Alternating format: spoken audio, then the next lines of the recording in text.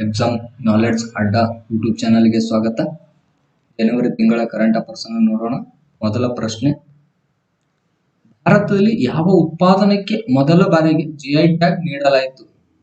ಇದರ options: A Mysuru ರೇಷ್ಮೆ, B Darjeeling tea, C Guntur ಸಣ್ಣ ಮೆಣಸು, ಡಿ ಕಾಶ್ಮೀರದ ಪಾಶ್ಮೀನಾ ಚೈಲು. ಇದರ ಉತ್ತರ ಬಿ ಡಾರ್ಜಿಲಿಂಗ್ ಟೀ. ಈ ಜಿಐ ಟ್ಯಾಗ್ ಸುದ್ದಿ ಇರಲು ಕಾರಣ, ಇತ್ತೀಚೆಗೆ ಭಾರತದ ಕೆಲವು ರಾಜ್ಯಗಳ ಉತ್ಪಾದನೆಗಳಿಗೆ ಜಿಐ ಟ್ಯಾಗ್ ಅನ್ನು ನೀಡಿದ ಕಾರಣ. ಅದರಲ್ಲಿ ಒಡಿಶಾದ ಮಯೂರ್ಭಂಜ್ ಜಿಲ್ಲೆಯ ಒಂದು ಬುಡಕಟ್ಟು ಜನರು ತಯಾರಿಸುವ ಕೆಂಪು ನೇಕಾರರ ಇರುವೆಗಳಿಂದ ತಯಾರಿಸಿದ ಸಿಂಗ್ಲಿಪಾಲ್ ಕಾಯಿ ಚಟ್ನಿಗೆ ಜಿಐ ಟ್ಯಾಗ್ ಅನ್ನು ನೀಡಲಾಯಿತು.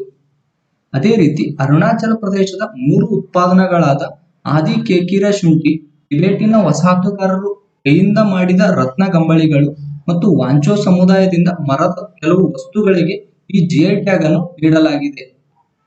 ಅದೇ ರೀತಿ ಪಶ್ಚಿಮ ಬಂಗಾಳದ ಸುಂದರ್ಬನ್ಸ್ನ ಮೌಬಾನಾ ಎಂಬ ಜೇನು ಪ್ರಿನ್ಸ್ ಆಫ್ ರೈಸ್ ಅಂದ್ರೆ ಕಪ್ಪು ನೂನಿಯ ಅಕ್ಕಿಗೆ ಮತ್ತು ಸಾಂಪ್ರದಾಯಿಕ ತಗೈಲ ಮತ್ತು ಗೋರೋಡು ಎಂಬ ವಸ್ತುಗಳಿಗೆ ಇತ್ತೀಚೆಗೆ ಜಿಐ ಟ್ಯಾಗ್ ಅನ್ನು ನೀಡಲಾಗಿದೆ.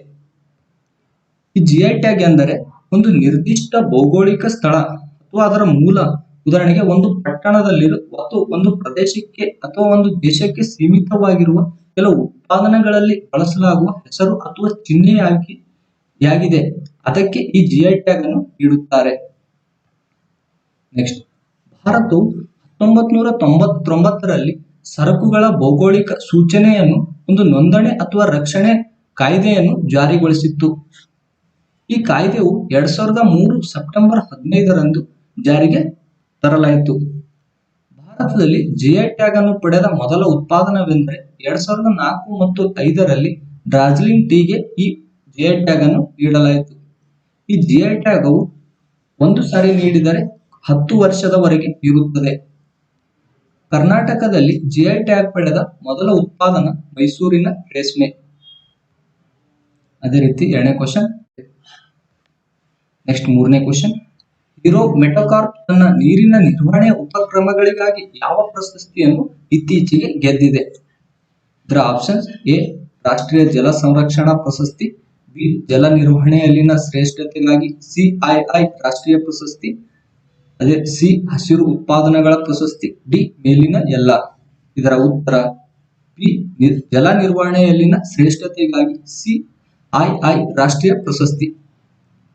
ಈ ವಿಶ್ವದ ಅತಿ ದೊಡ್ಡ ದ್ವಿಚಕ್ರ ವಾಹನ ತಯಾರಕರಾದ ಹೀರೋ ಮೆಟೋಕಾರ್ಪ್ ನೀರಿನ ಸಂರಕ್ಷಣೆಯಲ್ಲಿ ಒಂದು ಗಮನಾರ್ಹವಾದಂತಹ ಸಾಧನೆ ಮಾಡಿದ ಕಾರಣ ಜಲ ನಿರ್ವಹಣೆಯಲ್ಲಿನ ಶ್ರೇಷ್ಠತೆಗಾಗಿ ಈ ಸಿಐಐ ರಾಷ್ಟ್ರೀಯ ಪ್ರಶಸ್ತಿಯನ್ನು ಪಡೆದುಕೊಂಡಿದೆ. ಈ ಪ್ರಶಸ್ತಿಯು ಕೈಗಾರಿಕಾ ವಲಯದ ನಡುವೆ ಇಂಧನ ನಿರ್ವಹಣೆಯಲ್ಲಿ ಉತ್ಕೃಷ್ಟತೆಯನ್ನು ಗುರುತಿಸಿ ಪ್ರತಿ ವರ್ಷವೂ ಈ ಪ್ರಶಸ್ತಿಯನ್ನು ಪ್ರತಿಯೊಂದು ಸಂಸ್ಥೆಗೆ ನೀಡುತ್ತದೆ. ಅದೇ ರೀತಿ ಸಿಐಐ ಎಂದರೆ ಕಾನ್ಫೆಡರೇಷನ್ ಆಫ್ ಇಂಡಿಯನ್ ಇಂಡಸ್ಟ್ರಿ. ಇದೊಂದು ರಾಷ್ಟ್ರೀಯ ಈ ಸಿಐಐ ರಾಷ್ಟ್ರೀಯ ಪ್ರಶಸ್ತಿ ನೀಡಲು ಪ್ರಾರಂಭಿಸಿದ ವರ್ಷ 1999ರಿಂದ. ನೆಕ್ಸ್ಟ್ ನಾಲ್ಕನೇ ಕ್ವಶನ್, ವಿಶ್ವ ಬ್ರೈಲ್ ದಿನವನ್ನು ಯಾವ ದಿನಾಂಕದಂದು ಆಚರಿಸಲಾಗುತ್ತದೆ? ಇದರ options: A January 2, B December 31, C January 4, D December 30. ಇದರ ಉತ್ತರ ಸಿ ಜನವರಿ 4. ವಾರ್ಷಿಕವಾಗಿ ಜನವರಿ 4ರಂದು ಅಂಧರು ಮತ್ತು ಭಾಗವಂಶ ದೃಷ್ಟಿ ಹೊಂದಿರುವ ಜನರ ಮಾನವ ಹಕ್ಕುಗಳ ಸಂಪೂರ್ಣ ಸಾಕ್ಷರತಾದಲ್ಲಿ ಸಂವಹನ ಸಾಧನೆಗಾಗಿ ಈ ಬ್ರೈಲ್ನ ಮಹತ್ವದ ಬಗ್ಗೆ ಅರಿವು ಮೂಡಿಸಲು ಪ್ರತಿ ವರ್ಷವೂ ಈ ಜನವರಿ 4ರಂದು ಬ್ರೈಲ್ ದಿನವನ್ನಾಗಿ ಆಚರಿಸಲಾಗುತ್ತದೆ. ಅದೇ ರೀತಿ ಈ 2024 ಜನವರಿ 4ರ ವಿಶ್ವ ಬ್ರೈಲ್ ದಿನಾಚರಣೆಯ ಧ್ಯೇಯವಾಕ್ಯ ಸೇರ್ಪಡೆ ಮತ್ತು ವೈವಿಧ್ಯತೆಯ ಮೂಲಕ ಸಬಲೀಕರಣ ಎಂಬುದು ಈ ವರ್ಷದ ಧ್ಯೇಯವಾಕ್ಯವಾಗಿದೆ. ಈ ಬ್ರೈಲ್ ದಿನವನ್ನು ಜನವರಿ 4ರಂದೇ ಆಚರಣೆ ಮಾಡುವ ಹಿನ್ನೆಲೆ ಈ ದಿನವು ಅಂಧರಿಗೋಸ್ಕರ ಬ್ರೈಲ್ ಲಿಪಿಯನ್ನು ಕಂಡುಹಿಡಿದ ಲೂಯಿಸ್ ಬ್ರೈಲ್ ರವರ ಜನ್ಮ ದಿನದ ನೆನಪಿಗೋಸ್ಕರ ಪ್ರತಿ ವರ್ಷ ಜನವರಿ 4ರಂದು ಬ್ರೈಲ್ ದಿನವನ್ನು ಆಚರಿಸುತ್ತಾರೆ. ಈ ಬ್ರೈಲ್ ದಿನವನ್ನು ಆಚರಿಸಲು ಆಯೋಜಿಸುವ ಸಂಸ್ಥೆ ಯುನೈಟೆಡ್ ನೇಷನ್ ಜನರಲ್ ಅಸೆಂಬ್ಲಿ.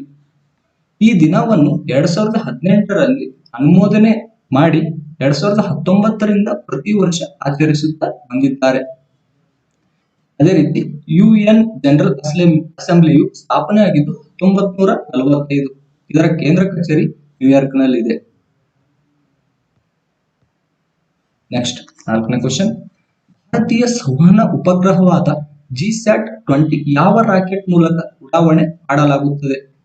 ಇದರ options: A PSLV C-58, B MILV M5, C GSLV, D Falcon 9. ಇದರ ಉತ್ತರ ಡಿ ಫಾಲ್ಕನ್ 9.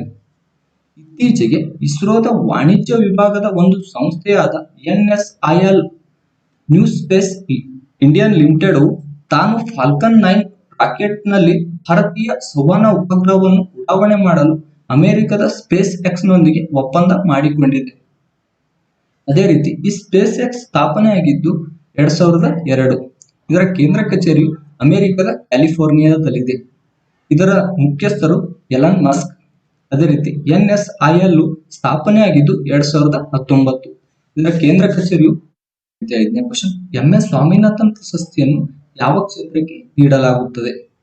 ಇದರ ಆಪ್ಷನ್ಸ್: ಎ ಕೈಗಾರಿಕೆ, ಬಿ ಕೃಷಿ ಕ್ಷೇತ್ರಕ್ಕೆ, ಸಿ ಅರಣ್ಯ ನಿರ್ವಹಣೆಗೆ, ಡಿ ವಿಜ್ಞಾನ ಕ್ಷೇತ್ರಕ್ಕೆ. ಇದರ ಉತ್ತರ ಬಿ ಕೃಷಿ ಕ್ಷೇತ್ರಕ್ಕೆ.